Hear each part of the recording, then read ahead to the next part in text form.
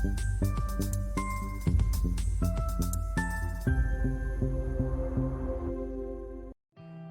किसी काम की सफलता या उस काम का पूरा होना हमेशा सुविधाओं या साधन पर निर्भर करता है? शायद पूरी तरीके से नहीं। कार्य क्षमता और इच्छा शक्ति भी तो मायने रखती है। हम में से अधिकतर लोग जब कोई काम नहीं कर पाते या किसी कार्य में असफल हो जाते हैं या किसी कार्य व्यवस्था या वर्तमान स्थिति से नाराज हो जाते हैं तो दोष का मटका किसी न किसी के सर पर जरूर फोड़ते हैं। उसने ऐसा नहीं किया, या ऐसा होता तो मैं ऐसा कर देता, वगैरह वगैरह। दोस्तों, मगर हम यह नहीं देखते कि हमने उस सिचुएशन में क्या किया या हम क्या कर सकते थे। बस हम सुविधा, साधन और लोगों को दोष दे देते हैं। हम यह भूल जाते हैं कि हम भी सब कुछ कर सकते हैं। सब कुछ हमारे हाथ में है, बस देर है तो कोशिश करने की, जो हम नहीं करते। बस दूसरों को दोष देकर शांत बैठ जाते हैं। आज मैं आपको इसी समस्या को दर्शाती हुई छोटी सी कहानी सुनाती हूँ, जिससे आपको समझ आएगा कि सब कुछ हमारे हाथ में रहता है, बस हम ध्यान ही नहीं देते। चलिए कहानी सुनते हैं और सीखते हैं। एक आदमी रेगिस्तान से गुजरते वक्त कुछ बुदबुदा रहा था। कितनी बेकार जगह है ये, बिल्कुल भी हरियाली नहीं, और हो भी कैसे सकती है, यहाँ पे तो पानी का नामो निशान ही नहीं है। तपती रेत में वो जैसे जैसे आगे बढ़ रहा था, उसका गुस्सा भी बढ़ते जा रहा था। अंत में वो आसमान की तरफ देखकर झल्लाते हुए बोला, क्या भगवान, आप यहाँ पर पानी क्यों नहीं दे देते? अगर यहाँ पर पानी होता तो कोई भी यहाँ पेड़ पौधे उगा सकता था, और तब यह जगह भी कितनी खूबसूरत हो जाती।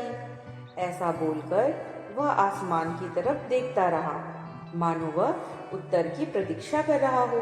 तभी एक चमत्कार होता है।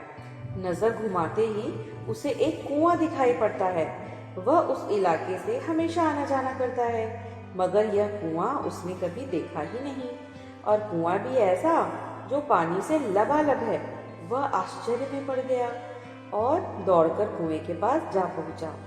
उसने एक बार फिर आसमान की तरफ देखा और पानी के लिए धन्यवाद कहने के बजाय भगवान को फिर से शिकायत करने लगा कि पानी तो ठीक है, मगर इसे निकालने की कोई व्यवस्था भी तो हो। मैं पानी निकालूं कैसे?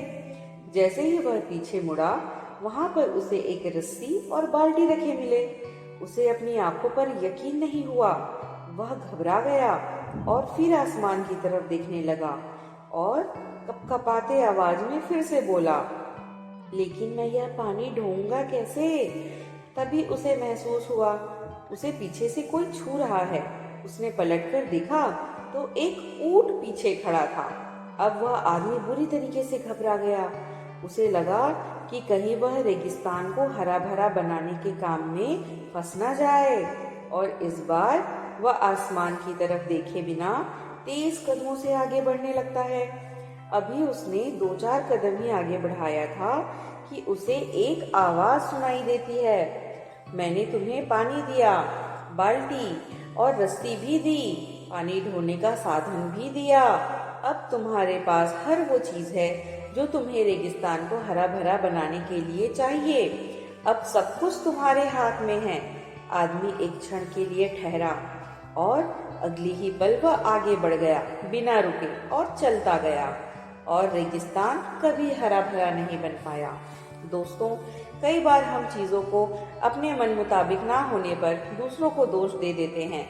कभी हम गवर्नमेंट को ब्लेम करते हैं, कभी अपने बुजुर्गों को, कभी समाज को, तो कभी भगवान को। पर ब्लेम करके हम सच्चाई से नहीं बच सकते कि हम में वो शक्ति है कि हम अपने सपनों और अपने उम्मीदों को खुद ही पूरा कर सकते हैं। बस जरूरत है तो दृढ़ इच्छा शक्ति, कार्य क्षमता और जज्बे की। फिर सब कुछ हमारे हाथ में है, पर पहले हमें कदम आगे बढ़ाना होगा। कुछ छोटी सी लाइनें पेश करती हूँ, ध्यान से सुनिएगा। कोई शिकायत नहीं अब तुझसे ऐ जिंदगी, सख्त दीवार है मुसीबतों की, मगर खिड़की भी तो है उम्मीदों की। तो दोस्तों, हमेशा उम्मीद तलाशते हुए आगे बढ़ते रहिए। मेरी बातें अच्छी लगी हों तो मेरे साथ 10 बात में जुड़े रहें। लाइक, शेयर और सब्सक्राइब करना ना भूलें। Thank you.